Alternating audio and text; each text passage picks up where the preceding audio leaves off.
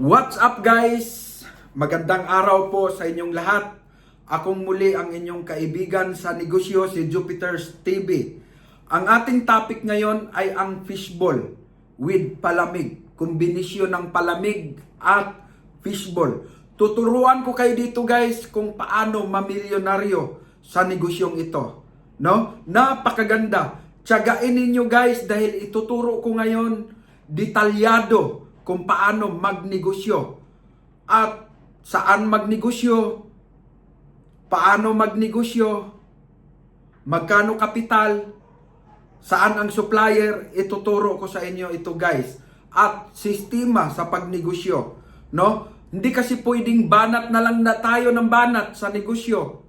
Hindi tayo pwedeng atake na lang tayo ng atake sa negosyo na wala tayong sistemang inaral. Ito guys, baka sakali kung inyo itong maintindihan at masunod, ang end mo ay mamilyonaryo ka. Ituturo ko sa inyo guys ang negosyong ito. Ang fishball, alam naman natin, pamilyar ito sa Metro Manila, sa Cavite, Laguna, sa Bulacan, kahit saan doon. Ang mga kanto-kanto, kahit dito sa Misamis Occidental, marami dyan, marami fishball, no? Ang negosyong ito ay pamatid gutom. Talagang ang mga tao gutom galing sa mga trabaho, nagugutom yan. Kaya ang fishball, isang negosyong pwede nilang pamatid gutom. Napaka gandang negosyo ito, fishball. Kung marunong kang magdala ng fishball na negosyo, ay mamilyonaryo ka. Karamihan kasing nagnegosyo ng fishball guys, ito, tandaan ninyo. Karamihang nagnegosyo ng fishball, kahit saan mag-observe kayo. Kahit saan, hindi mga may-ari ang nagtitinda. Mga tauhan lang yan. Mag-observe kayo. At yung mga taong nagnegosyo ng fishball, mga tindiro, wala ding motivasyon kung paano magsarili, lalo na't gamay naman na sana nila ang negosyong fishball. Kasi sila mismo nagluluto, pero hindi nila magawang magsarili. Bakit? Kulang sila sa motivation guys.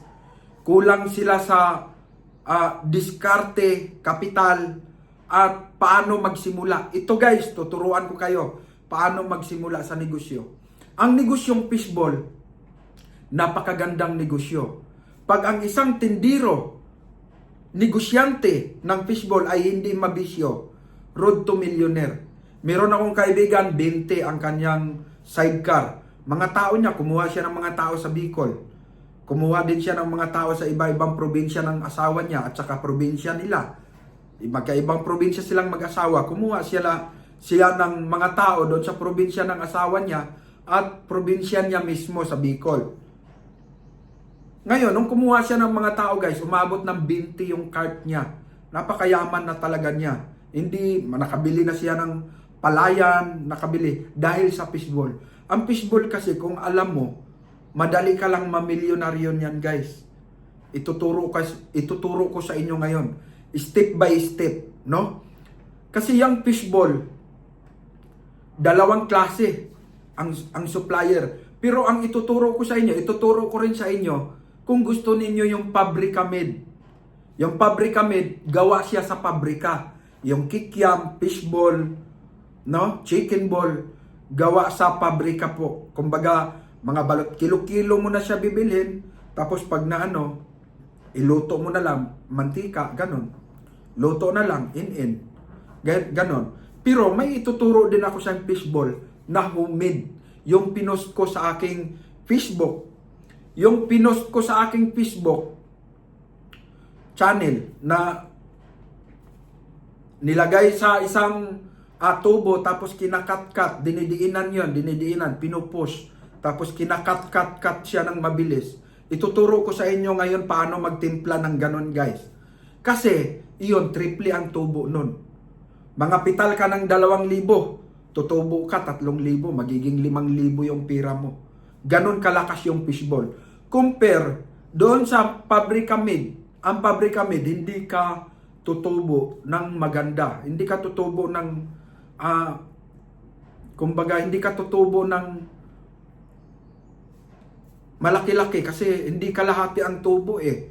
Kumbaga kung ang kapital sa 1 kilo ay 70, mga 120 ang binta mo. So, aabot lang siya ng 120 pag ibenta mo. 50 lang ang tubo. Ang ibig ko kasing kalahati ang tubo. Limbawa, kung ang kapital mo 50, magiging 100, kalahati ang tubo. Kalahati. No? Ngayon, ituturo ko sa inyo ang pagtitimpla ng fishball. Napakaganda ng strategy sa pagtitimpla ng fishball ko kasi nagnegosyo ako ng fishball. Isa kasi yan sa expertise ko na pagbibindor ng fishball. Nadadaanan ko yan. Nagnegosyo ako sa Magra, JMA Cavite. No? Nagnegosyo ako. Sinamahan ko ng palamig. Napakagandang negosyo niyan, guys. Pero ang ginawa ko, nung nakita kong hindi mahina-hina ang kita dito sa Pabrika Meat, kahit doon na ako bumili sa nagsusupply. Halimbawa, punta kayo sa palengke, ituturo ko na sa inyo. Ituturo ko na sa inyo, guys, kung saan bibili ng fishball na Pabrika Meat. Ang ano, guys, nagsusupplyan sila sa mga malalaking palengke. Parang itlog. Ang target sa mga supplier kasi, yung mga city. Yung pinaka mga malalaking palengke sa city. Halimbawa, ang Misamis Occidental, 3 yung city. Tanggob City, Usami City, Oroquita City. Ang pinaka-target ng mga negosyanteng supplier, ang mga city, mga palengke na yan. Hindi sa mga municipality. Ang mga municipality, lower yan. Hindi yan mga rural, ano yan. Hindi yan kagaya na highly urbanized ng mga city kasi highly urbanized or matatao or kung mag-deliver ang isang negosyante, hindi malulugi dahil maraming tao kasi nagiging city siya. Ibig sabihin, kasi pag nagiging city ang isang bayan, maunlad, maraming tao, maraming establishment, maraming trabahante, no? Mataong lugar. Yan yung requirements ng government para magiging city ang isang lugar at mayaman na lugar, no? Kaya nagiging city. Yun naman ang punteriya ng mga supplier. Mga dealer, mga supplier, doon ang target. Yun, punta ka sa Misamis Occidental. Lahat ng, ang Misamis Occidental, mayroong 14 na bayan, mayor, municipality, city. 3 ang city, 11 ang municipality. Yung 11 municipality, mga ano na lang yan, mga galamay na lang yan. Hindi yan ang punteriya ng mga malalaking supplier at dealer. Ang punteriya, yung mga city, palengke. Doon sila nagdi-deliver, guys. May schedule yan. Halimbawa, sa isang buwan, may schedule sila sa city na to. Kaya yung mga nagtitinda ng mga fishball dyan sa city, may mga ref yan sila. Maraming ref kasi nagkumukuha na sila ng marami. Good for 5 days, good for 7 days. Kasi mayroong nagsusupply once a week. No? May nagsusupply once a week lang, pumupunta yung van na puno ng mga ano yun, puno ng mga fishball kikiam galing sa pabrika. No, dinideliver, dinidistribute sa mga, may mga agent din kasi yan, guys, na humawak-hawak sa mga palengke. Kaya pagdating dito, alam na nila kung sino yung kukuha, ibagsak-bagsak na lang nila. Ganon ang strategy. Doon kayo kukuha, guys. No? Doon kayo kukuha ng panindang fishball sa mga, doon kayo kukuha sa mga nagdi-deliver, wag doon sa loob ng palengke. Kasi yung sa loob ng palengke, mahal na po yan. Ang mga bumibili dyan, yung mga family lang kumakain ng fishball, nagluluto ng fishball for family use only, family food only, sa kanilang pamilya lang. Or sa mga outing, mga ano, doon, bumibili sila doon, kilo-kilo. Pero iba itong sa atin, pang negosyo. Pang negosyo ito, guys. Kaya hindi ka pwedeng bumili doon sa mga palengke dahil mahal yun. Kung sino yung tandaan ninyo, take note, kung meron kayong ballpen, ilista nyo. Saan kukuha? Kung ang gusto ninyo, pabrika made na fishball, saan kukuha? Ilista ninyo. Doon sa nag-supply sa palengke, once a week, pumupunta, nagde-deliver sa city. Kung ikaw ay sa taga Bohol, o punta ka sa Tagbilaran, Bohol, yan yung pinakamalaking city sa Bohol. Yan yung pinakamalaking city highly urbanized ng Bohol. No? Pag ikaw taga Masbate, punta ka sa Masbate City. Nandoon yung pinaka-highly urbanized. Yung palengke doon, doon ka mag-aabang, doon ka magtatanong-tanong sa nagtitinda doon sa loob ng palengke kung sino nag-supply sa kanila. Take note ha, saan bibili ng fishball? Doon sa supplier ng loob ng palengke. Hindi ka sa loob ng palengke bibili, kundi doon. Inuulit-ulit ko para hindi kayo malito. Inuulit-ulit ko. Doon bibili sa nag-supply sa kanila. Paano malaman? Siyempre, alamin mo doon. Te, gusto kong magnegosyo sana nito, te. Baka pwede mo ko turuan, te, kung sino supplier mo. Ituro. Gusto kong magnegosyo nito. Ituro nila yan. Ay, may pupunta dito. Every Tuesday. Tuwing Martes, nandito yung wing ban ng mga fishball at saka kikiam galing pabrika. Nagdi-distribute sila dito. Martes, abangan, mga anong oras kaya yun, te? Hindi alam. Sasabihin ni ate, hindi po alam kung anong oras. Basta Martes po yan sila. Naka-schedule dito. Mayroong dating tanghali na, may dating madaling araw, may dating mga alas 9 na ng umaga. Mga ganon. So ikaw, sacrifice ka na. Alam mo, ikaw ang nangangailangan. Mag-sacrifice ka na. Mag-sacrifice ka na. Maghintay ka na doon sa palengke, araw ng Martes. Ay, ito na. Ayan na. Makipag-negotiate ka na. Sir, sabihin mo na agad. Yung manager, ma'am, coordinator nung ma'am, gusto kong magnegosyo nito, ma'am. Baka pwedeng yung bigay mo sa kanila dyan sa palengke, yun din ang bigay mo sa akin. Para naman kikita, para sa inyo ako lagi, kukuha, aabangan, nangangapital ako, ma'am. Mangangapital ako ng 10,000 dito sa fishball. So, ganun guys. Ganun lang. Madali mo lang malaman. Iyon na yun. Para makuha mo ang supplier ng fishball. Kahit saan ka, kung ikaw ay sa Pampanga, maraming city sa Pampanga, doon ka.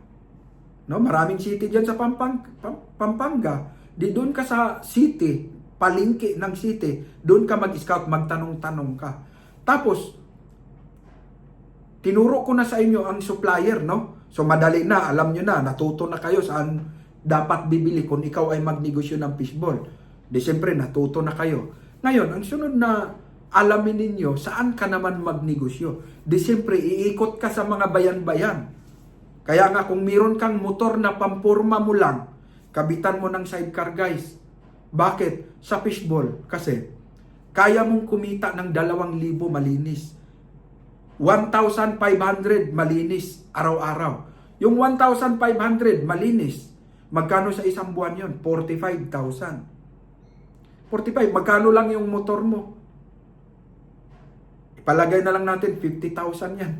Kaunti na lang, pwede ka buwan-buwan bumili ng motor. Huwag kang manghihinayang. Negosyo. No? Negosyo. Pag-ahon sa kahirapan ang dapat mong tuunan ng pansin. Dapat hindi ka manghinayang sa motor mo.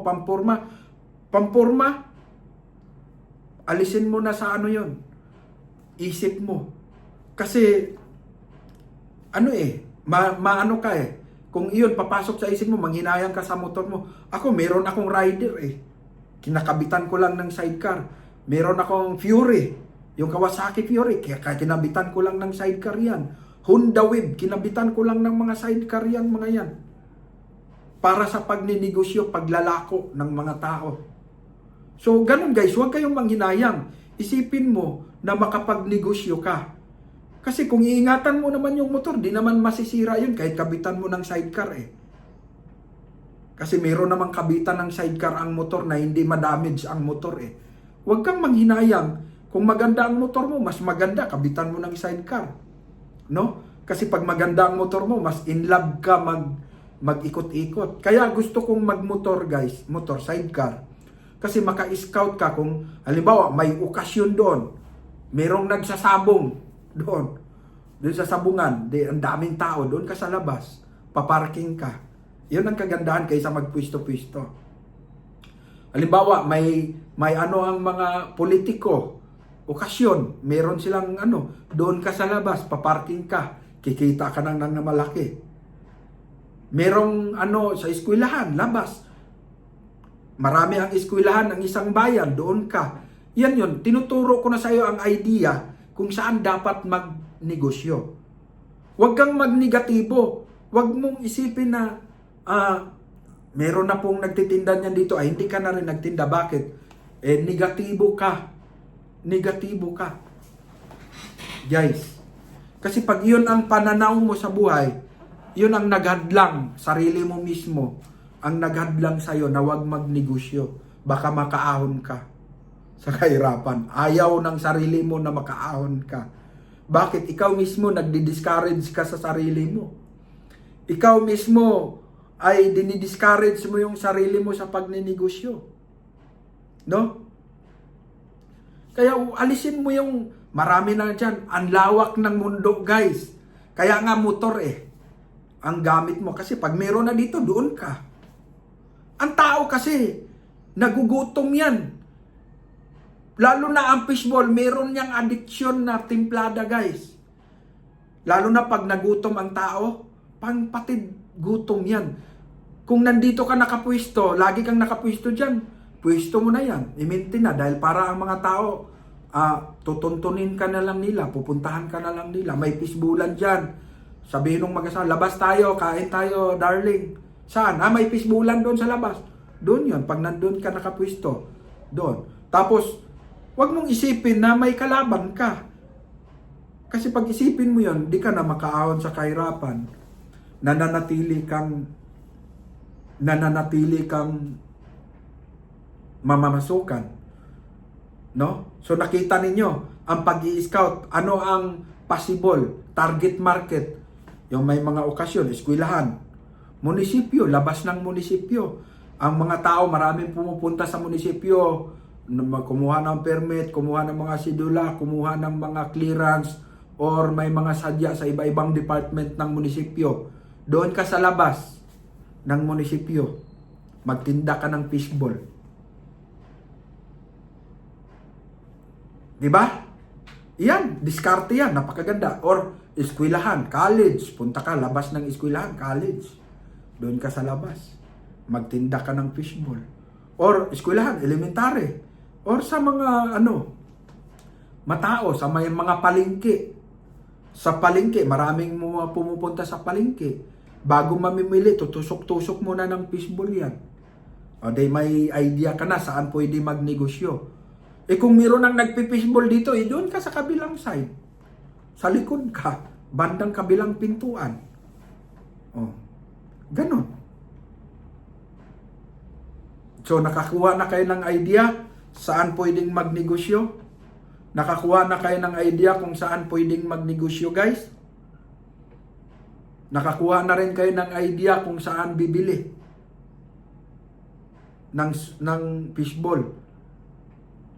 So, dapat nalista ninyo. Makinig kayo, tapusin ninyo ang video.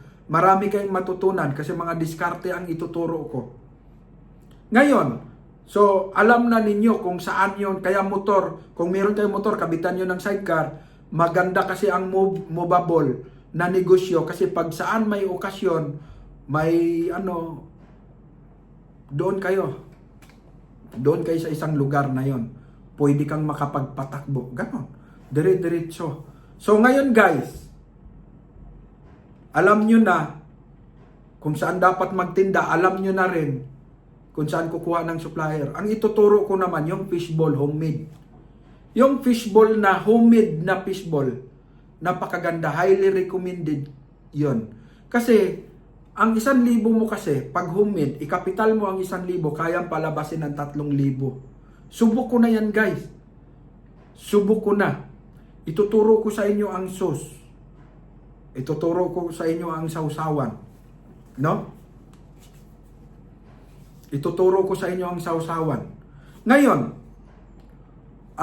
punta tayo dito sa homemade para makita ninyo. Kasi ang advantage nyo din kasi, minsan kasi hindi nagdi-deliver ang isang van na halimbawa doon sa city, hindi sila nakapag-deliver, naantala sila, matagal ang delivery.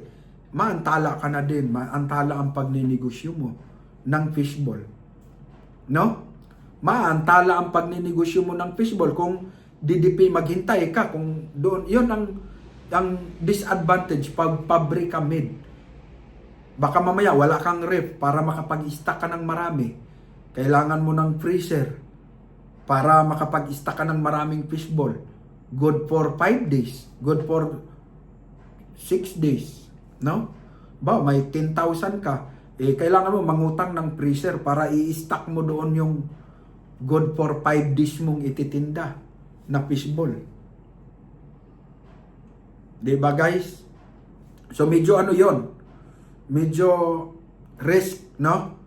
Kaya ang nirecommend ko sa inyo sa fishball, kasi ang pinag-usapan natin dito hindi katulad doon sa Metro Manila dahil napakaraming supplier doon, halos araw-araw nagbabagsak sa mga palengke yan sila. Kasi super highly urbanized ang Metro Manila at marami din talagang ano doon, mga malalaking palengke. Kaya maraming mga supplier din doon galing sa pabrika. Pag mga probinsya kasi, madalang by schedule. Kaya ang possible ng aking kasing pagtuturo ng fishball ay possible ang mga nakikinig ko, mga followers na mga nasa probinsya. Wala sa Metro Manila. Kaya tuturuan ko kayo ng homemade. Ano lang ang gagawin ng homemade? Simple lang, harina. Halimbawa, bibili ka ng harina.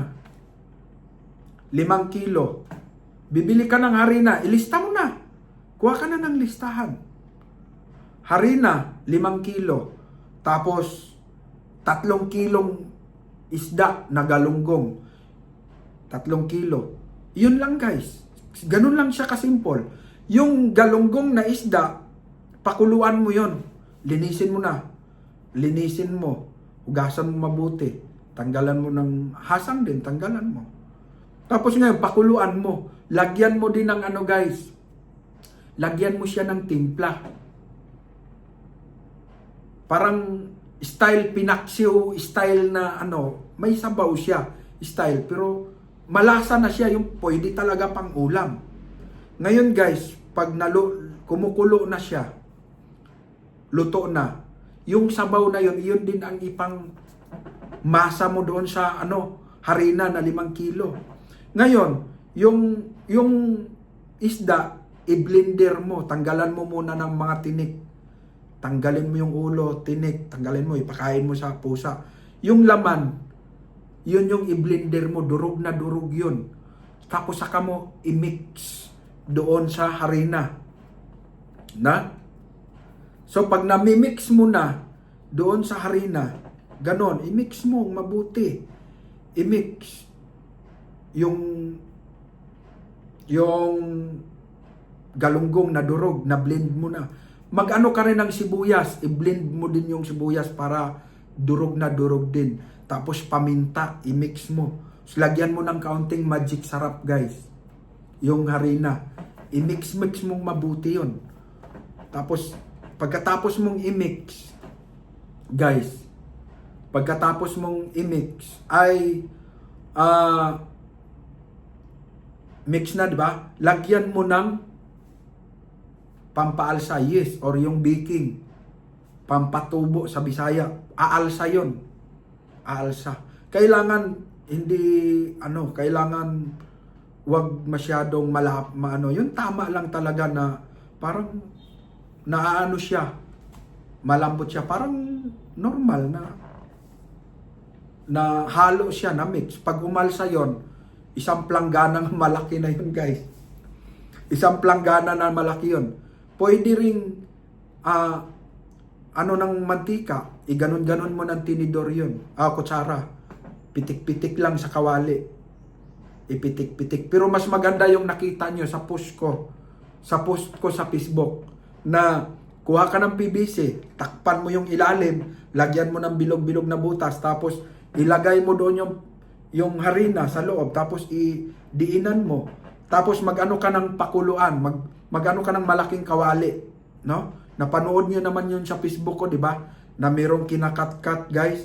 Ganun lang. So, bubutasan yung PVC, ilunod mo doon yung harina, tapos butasan mo ng kaunti doon sa may baba, na bilog, tapos idiin mo siya ng dandahan, lalabas yun, sisirit yung harina doon. Saka mo i-cut-cut, ganun lang. Tapos, kailangan babagsak yung harina, guys, doon sa may kawali na kumukulo. Dalawa kasing klase ang homemade na strategy. Pwedeng pagkatapos mapaalsa mo yung harina doon sa doon sa planggana, may yeast na, or baking, umaalsa na siya. Umaalsa na. Pwede kasing diretso na yun sa kawali lulutuin. Kaya lang, medyo sa mantika yun. Medyo malakas-lakas yun sa mantika, guys. Para makatipid ka, total nasa probinsya naman tayo. No? Nasa probinsya naman tayo. Yung kawali mong malaki, lagyan mong tubig, pakuluan. Doon mo ihulog yung na ganon-ganon mo, yung idiin mo, i-press mo i-post mo yung, diinan mo yung PVC, lalabas yung, sisirit yung, mapanood mo naman yan sa Facebook ko sisirit yung harina, saka mo ngayon, ganon-ganon. Ano na yon, hiwa-hiwa na yon. Doon yon babagsak sa tubig na kumukulo. Ang lasa nun, guys, parang yung pabrika made na fishball. Ganon ang pagkaluto ng pabrika made. Parang ano siya, parang mabasa. Parang mabasa, hindi din siya malakas sa mantika, guys. Dahil pag iprito mo kasi ang fishball, iniinit lang, hindi talaga siya pritong-prito. Kasi luto na nga yun. Luto na. Pag yun kasing harina na hindi ganun na style, diretso na harina, pag umaalsa, diretso kawali, parang tinapay lang yun na piniprito, parang syakoy, parang munay lang ang labas nun pag ginaganon-ganon, tapos sinasawsaw. Ganon ang style. Pero ang itinuturo ko naman, may isang strategy, ang ginagawa ko naman, inihulog ko doon sa kumukulong planggana, doon, nabubuo siya, tumitigas yun, guys. Halimbawa, na ganon mo, naluluto siya. Pag naluluto na, yun, kaunting in mo na lang. Kumbaga, pag marami ka nang nagawa doon sa planggana, saka mo ngayon i-balot-balot ng 100 pieces. Nagets ninyo, guys? Halimbawa, ito, uulitin ko ha. Huwag kayong malito. Mahirap kasi, wala kasi akong pinag-aralan. Kaya nga ang sabi ko sa inyo, ang pagtuturo ko by experience, ayaw ko ng maraming paligoy-ligoy na turo. So, halimbawa, yung planggana, yung kawali, lagyan mo ng tubig, pakuluan mo yon. Kulong-kulo. Tapos, pag ikaw maglagay ng 4 na PVC, kuha ka, tapos takpan mo sa ilalim, tapos butasan mo ng bilog. Tapos pag inihulog mo doon yung harina, idiin mo, lalabas doon. Ganon-ganon mo na lang doon. Doon siya mahulog sa kumukulong tubig. Kumukulong tubig sa kawali. Ang texture ng siumay, o ang magiging texture niya, hitsura, ay magiging pabrika made. Ang hitsura niya, guys. Naluluto na siya. Kaya pag iprito mo naman yon, saglit lang, parang 1 minuto o kahit 25 seconds lang, pwede nang kainin ng mga tao, tusok ng tusok. Iyon ang kagandahan. Kaysa, nagets ninyo ha? Nagets ninyo? Ay, nagets ninyo, guys? Nakuha nyo na? Halimbawa, ulitin ko pa uli. Halimbawa, ilagay nyo sa PVC yung harinang nilagyan nyo ng yeast, tapos bubutasan. Panoorin yung mabuti yung nasa aking Facebook post, yung fishball. Ganon-ganon mo lang yon. Pero, ano yon? Nalalaglag yung fishball na kinat mo doon sa kumukulong tubig, tumitigas siya, naluluto. Tumitigas siya, nagiging solid siya, tumitigas. Tapos pag naluto na, saka mo sa ngayon hanguin, tumitigas na siya. Ngayon, matigas na siya, saka mo ngayon siya ibilangin, ilagay mo sa plastic linaw, tapos saka mo i-preserve o ano, yun na, ganon. Saka mo siya prito, dalhin doon sa ano, ilagay sa balde or ano, tapos iprito, doon na sa displayhan na, sa diretso kain na yung mga tao. Pag iprito, ano na lang yon, mga 25 seconds, pwede na kainin yun. Pwede na, 1 minuto, pwede na kainin. Kasi luto na yun eh. Ang mantika na kumukulo, ano na lang siya, parang ano na lang siya pampainit na lang sa kanya. O, di ba? Ganun lang kasimple. Hindi katulad doon sa isang strategy din sa homemade. Pwede rin yung after mong malagay sa planggana na pinapaalsa mo na, nilagyan mo ng yeast baking, diretso, pitik-pitik ka lang. Diretso, sa bayag kutsara, isaw-saw mo muna sa pamantika para hindi dumidikit. Ganun mo lang. Ganun. Or, ilagay mo siya sa isang plastic, yung harina, tapos butasan mong kaunting plastic, tapos diin mong kaunti, ganun mo. Diin mo siya ng kaunti. Diretso doon yun sa kawali na piniprito. Ang kaibahan naman doon sa pinakuluan at saka diretso sa mantikang kumukulo, yung sa mantikang kumukulo, kailangan mo siya lutuin. Kaya nag-consume siya ng halos 2 minutes to 3 minutes bago maluto. 2 to 3 minutes. Laglag ka lang ng laglag doon. 2 to 3 minutes. Pag abot ng 3 minutes, hahanguin mo na, ilagay mo na doon sa isang strainer. Tusok ng tusok yung mga tao doon. Tusok na tusok, kakain. No? 3 minutes. Hindi katulad dito sa pinakuluan. Ang mga tao, yun na, sila na tumutusok doon sa kawali na niluluto mo. Ihulog mo lang doon yung ano mo. Tapos pag kumulo na, pwede na tusukin ng mga tao yun, kakain sila. Nagets ninyo guys? So napakaganda ng homemade. Bakit? Ang 1,000 mo ay pwedeng magiging 3,000 yan, 2,500. May 1,500 ka, 1,000 lang ang kapital mo. No? So napakaganda ng homemade, maganda. At siyempre, non-stop. Ang kagandahan, ito, take note, non-stop ang iyong supplier kasi ikaw nga mismo maraming harina sa palengke. Pwede ka rin after marami ka ng pera, marami ka na, may mga tindero ka na din. Kuha ka na doon sa nag-supply ng harina sa palengke, doon ka din kukuha para mas mura. Oh. 'Di ba? So ganun pa rin ang style. So 'di ba, napakaganda guys, nakuha niyo na paano magluto ha. 2 klase tatlong klase na ang positioning ng kuha ang pagluluto na galing sa pabrika made. Ayun.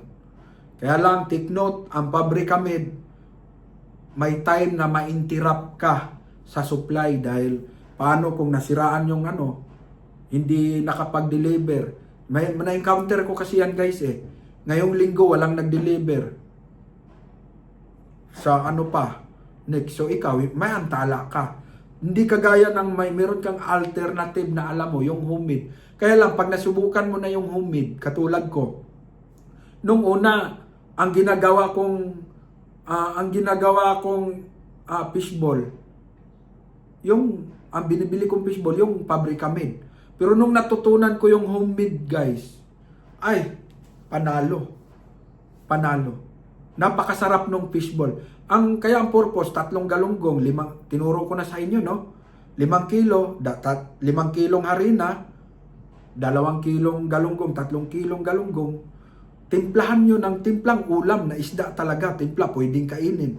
Pwedeng may lasa siya. Pati yung sabaw. Kasi yung sabaw, yun yung i-mix mo doon sa harina para lumapot yung harina, mahalo, at lagyan mo ng paalsa. Pag tinikman nyo guys, fishball na fishball, lasang isda. Kaya nga fishball eh.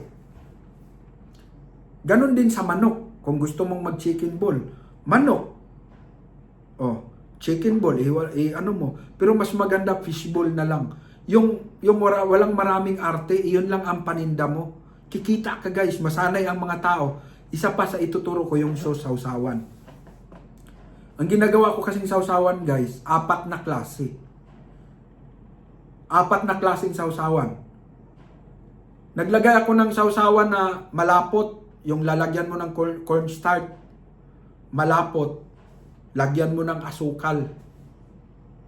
Lagyan. Ang asukal guys, yan, pag nag-mix ka na ng nagawa ka ng sausawan, di niluluto mo yung, mas maganda kasi lutuin para maganda ang pagkalapot ng sauce, no? Tapos lagyan mo ng asukal. Lagyan mo ng timplada, magic sarap pa rin guys. Tapos asukal.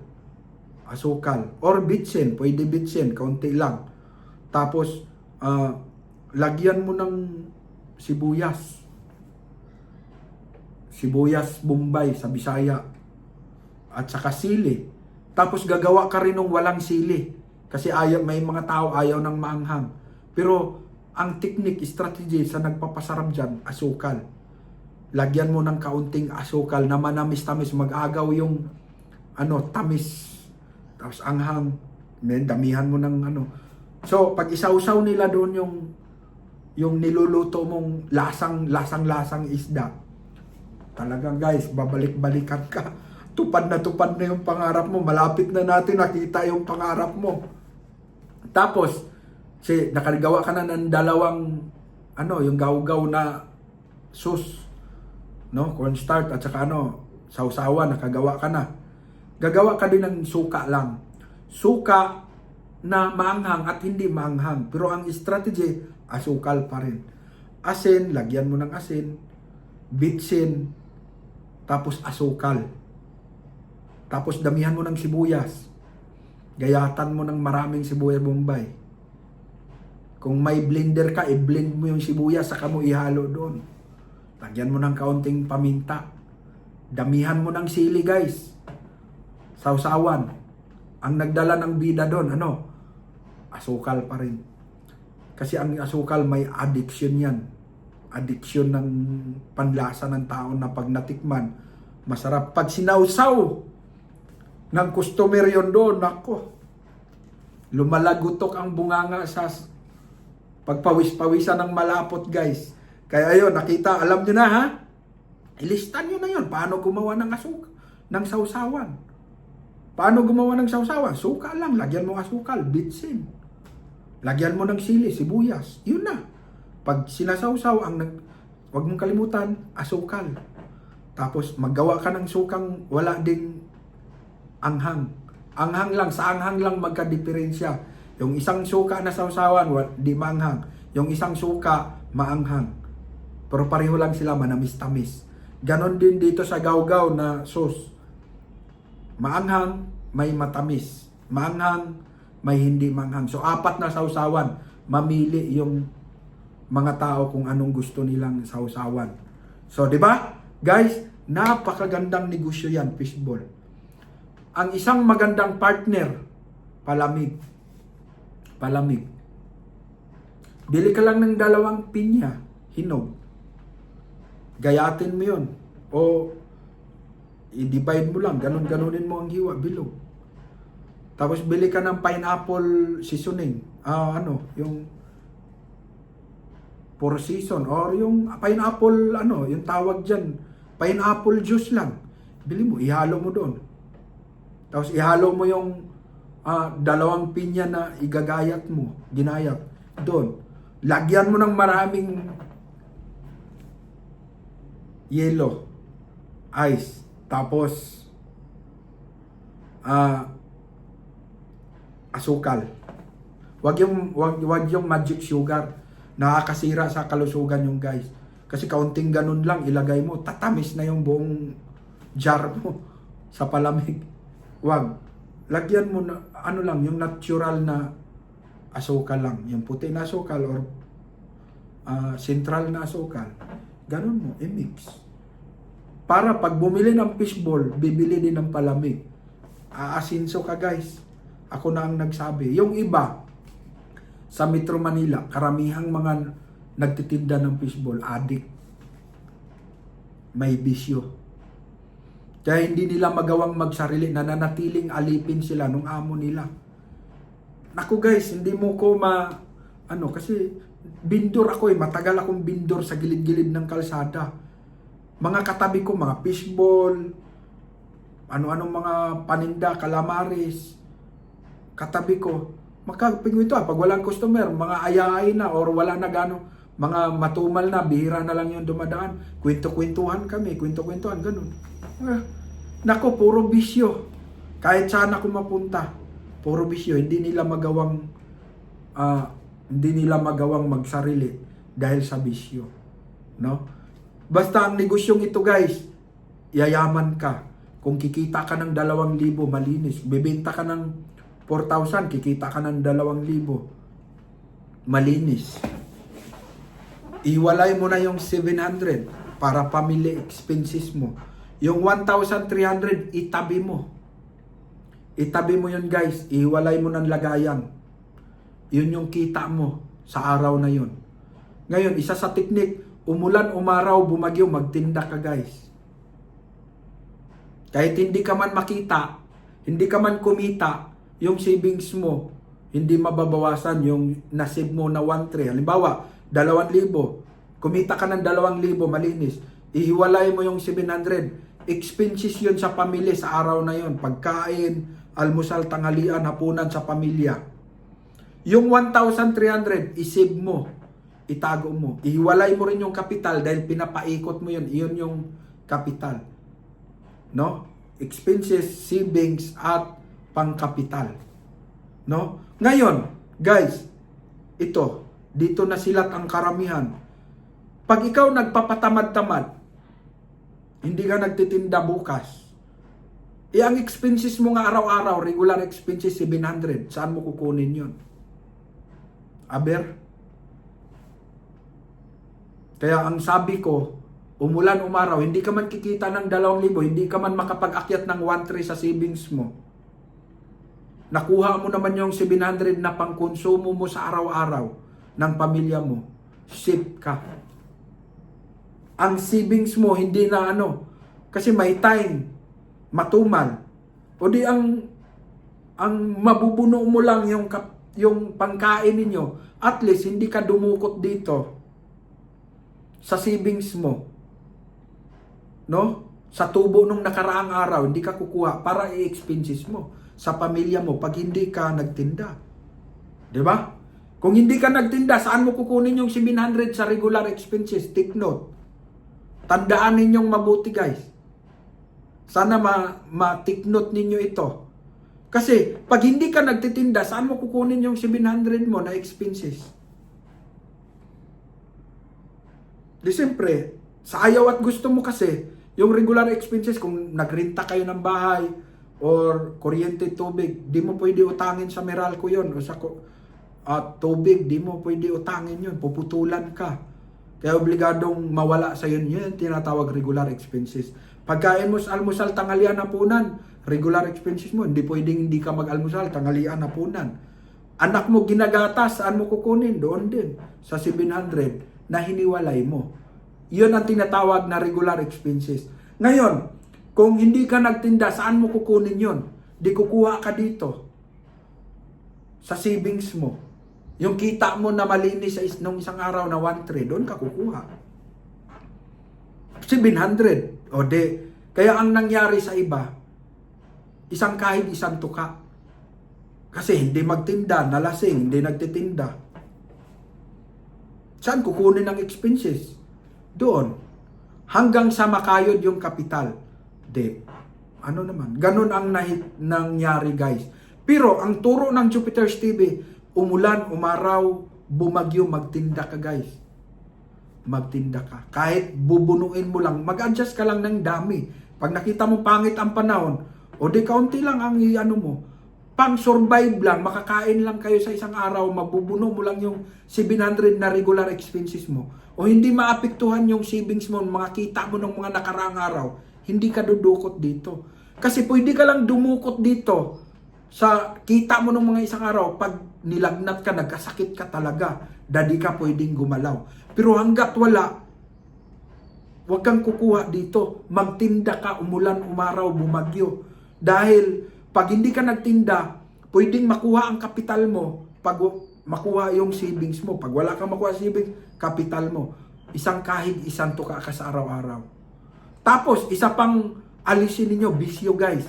Ang bisyo, out of budget para sa aking pagtuturo yan. Walang puwang yan, wala yan sa listahan. Kaya pag magnegosyo ka, alisin mo talaga yung bisyo. Yan ang ano ko, yan kasi ang sa akin, naglulong sa akin noon eh. Sugal, sugal, babae, yung mga sabong, at saka yung karira, kabayo, yung live sa Santa Ana o San Lazaro. Adik na adik ako dyan. Lulong ako. Walang mangyayari guys pag nagpakalulong ka sa bisyo. Kaya ako nagtuturo. Umasinso lang ako nung inalis ko yung mga bisyo na yan. Saka na ako umangat. Kasi sa sugal kasi guys, take note, pwede kang mawalan on the spot eh. Pwedeng may addiction dyan sa sugal. Pwedeng maubos ang puhunan mo dyan. Pwedeng mawala ang puhunan mo. Pwedeng matalo ka, makayod pati kapital mo. Isang kahit isang tuka. Iyan yung sakit sa mga nagtitinda ngayon, mga vendor. Kaya huwag kang ma-turn off. Huwag kang tingnan mo yung bakit hindi siya umasinso. Huwag kang magnegatibo. Hindi nga siya umasinso, nagnegosyo yung ganyan. Huwag. Titingnan mo yung paligid niya. Ano ang dahilan? Bakit hindi siya umasinso? Kaya pala, may mga tinatago palang mga illegal.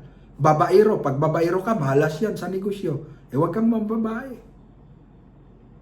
Huwag kang mambabae, malas yan eh. Pag ikaw, nagsabong ka, kaya pala hindi umasinso, nagsasabong ka. Pag nanalo ka, babalik uli. Tangay pa, pati ang kapital mo. Kaya ang Jupiter's TV, pinagbabawal talaga yung sugal pag magnegosyo. Kung ikaw, kikita ka ng kahit 1,000 guys, malinis. Tuturo ko sa inyo. Sa pagninegosyo, maghiwalay ka din ng para sa emergency. Yung 1,300, nakita mo, kumita ka ng 2,000, target mo, 2,000 isang araw, malinis. Yung 700, pagkain. Yung 200, ihiwalay mo in case of emergency. Yung 1,100, dito yon, yan yung ipon mo. Huwag mong galawin yan. Yan yung magtupad sa pangarap mo, yung ipon na yan. Laging nakahiwalay. Halimbawa, bumita ka 4,000. Kumita ka na lang, kalahati, 2,000. Take note ha, tandaan ninyo ha. 4,000 ang binta mo. Hiniwalay mo itong 2,000, kapital. So, nakahiwalay na ang kapital, 2,000. Ngayon, ang 2,000, bawasan mo dyan yung 700 pang expenses ng pamilya mo. No? So may 1,300 na natira. Yung 200 ihiwalay mo in case of emergency. Nagkasakit, doon mo kukunin. Ipon din yun, ipon. Dito sa 1,100, ito yung savings. Ito yung magtupad sa pangarap mo.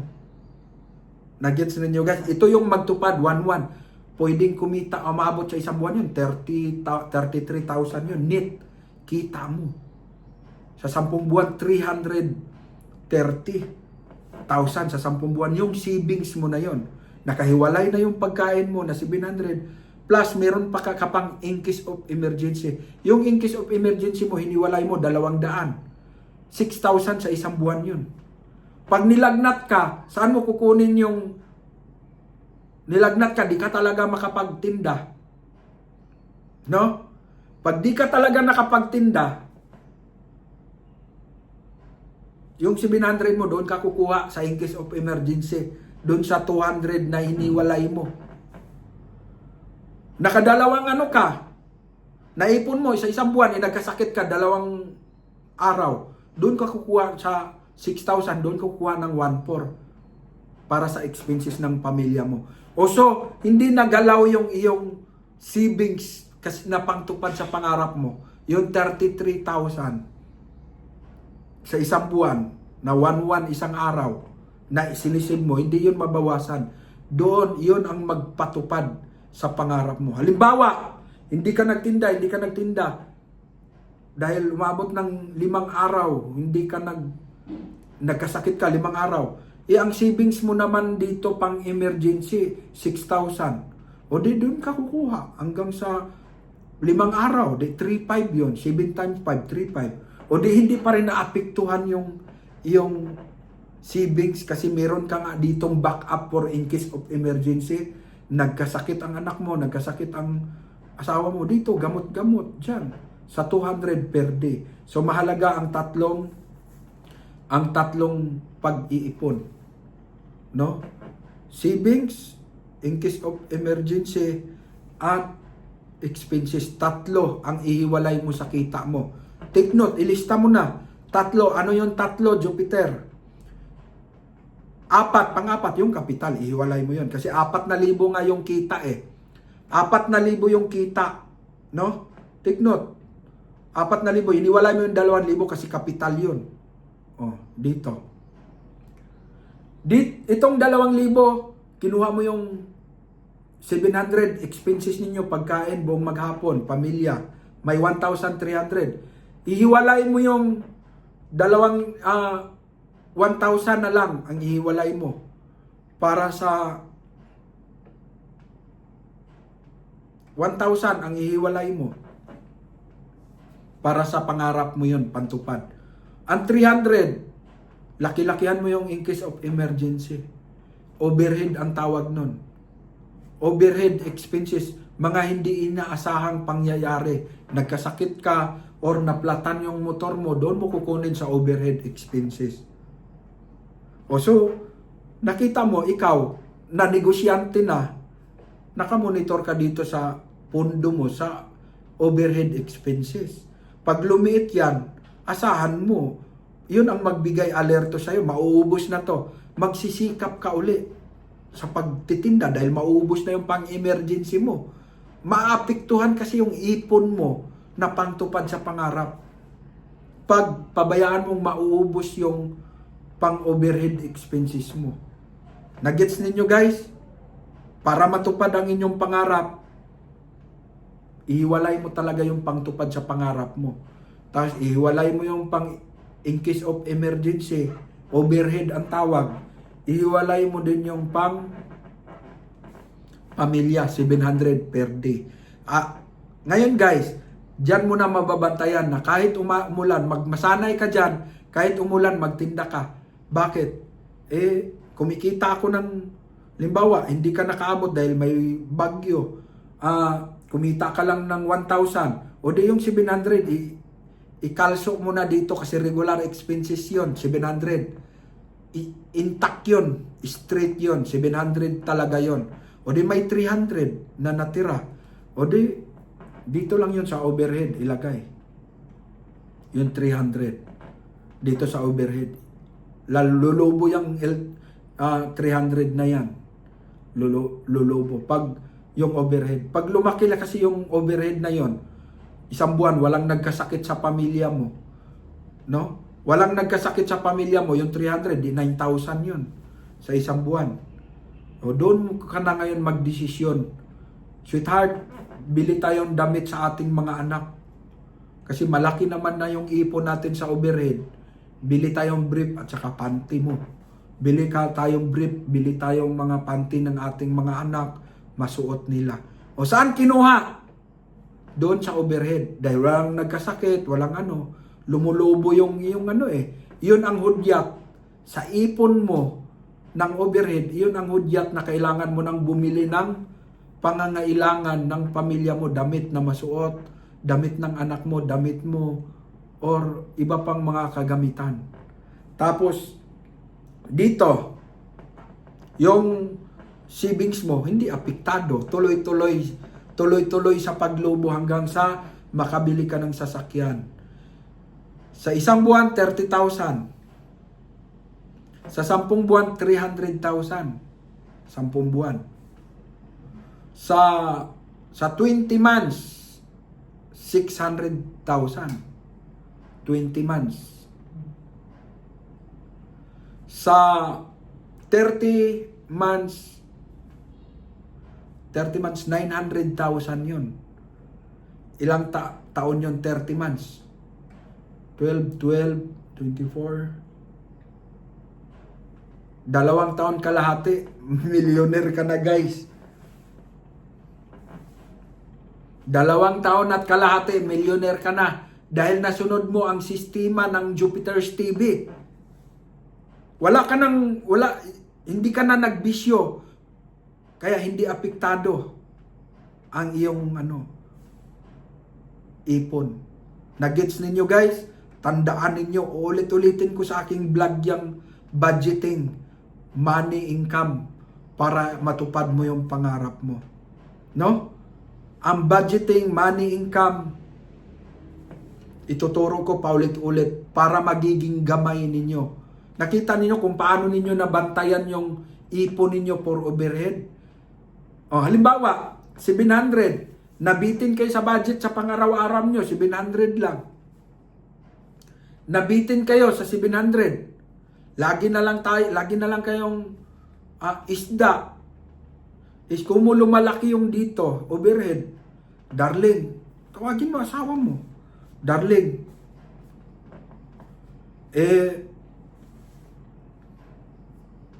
malaki naman yung budget natin, maglaga tayo ng baka mamaya. Saan kinuha? Doon sa overhead. Kasi yung overhead, pag lumulubo yon, overhead expenses, ipon, ay pag lumulubo yon, hudyat yon na pwede ka kumain ng masarap. Kain tayo ng masarap, isang buwan, 9,000 yan Walang nagkasakit sa atin, hindi ako naplatan, hindi nababawasan. Kaya doon ka magdesisyon na bili ka ng mga damit, sapatos ng mga anak mo, or pwede ka rin dagdagan mo tong 700 ngayong isang linggo na to, magbaka tayo pag linggo, dito kukuha sa overhead, maglaga para makakain ng ating anak ng nilagang baka. Saan kinukuha? Dito. Saan yan na budget? Sa 2,000 lang na net income mo. Kaya pag magtinda ka, pilitin mong mag-net ka ng 2,000 para makuha mo yung sistemang itinuro ko. Pero pag hindi mo naman maabot, 1,500 lang kasi mga probinsya, 1,500, malinis. O di, adjust ka. Ang budget sa pagkain, ganun pa rin, 700. Kasi pamilya mo, wag mong tipirin. 700. So may 800 kang ibabalanse. So ang 500 dito savings mo isang buwan. Savings mo 500 a day. Yung 300 doon pa rin sa overhead, ipon kasi 800 300. So nag-adjust ka lang sa savings mo for the future pangarap mo sa buhay. So madagdagan, ibis 2 taon lang mahigit, 2 taon kalahati, milyonaryo ka na, magiging 5 taon na bago ka mamilyonaryo dahil ang target mo lang 1,500 net income mo sa pagpipishball. Nagets ninyo guys? Sana naintindihan ninyo ang aking yan ay mga turo ng mga baya experience ko. Wala tayong lista-lista sa by libro, wala tayong buklat-buklat sa paglilibro, wala. Kumbaga by experience tayo guys. Para makaahon ka, alisin ang lahat ng sugal para matupad mo yung pangarap mo. Alisin mo lahat ang bisyo, kahit anong bisyo, sugal, alak. Kasi mga malas yan sa buhay ng tao. Malas yan. Magkasakit ka pa dyan. Kung ikaw nagkaroon ng negosyong fishball, grasya yan. Biyaya na galing sa Diyos. Ang mga bisyo, vices or ano pa man, sa demonyo yan. Hindi mo pwede pagsamahin yan. Lalayas ang grasya sa'yo. Disgrasya ang labas mo. Guys, salamat sa inyong panonood. Sana ulit-ulitin nyo ang video na to. Bigyan nyo ng panahon. Mag-asawa, makinig kayo. Magsulat kayo. Para tiis-tiis. Kung paanong sinusuportahan nyo ibang vlogger, wala kayong matutunan. Wala kayong Ang Jupiter's TV, tuturuan kang magnegosyo. Hindi pa huli ang panahon guys. Hindi lahat ng panahon malakas tayo. Hindi lahat ng panahon ang ating katawan malusog. Tandaan niyo yan. Bibigay at bibigay tayo. Wala tayong ipon. Magkasakit tayo. hingi tayo sa ating mga napakahirap nun, guys. Magnegosyo tayo dire-diretso sa ating tinatahak na pangarap. Ito si Jupiter's TV. Salamat sa inyong pakikinig. Bye-bye.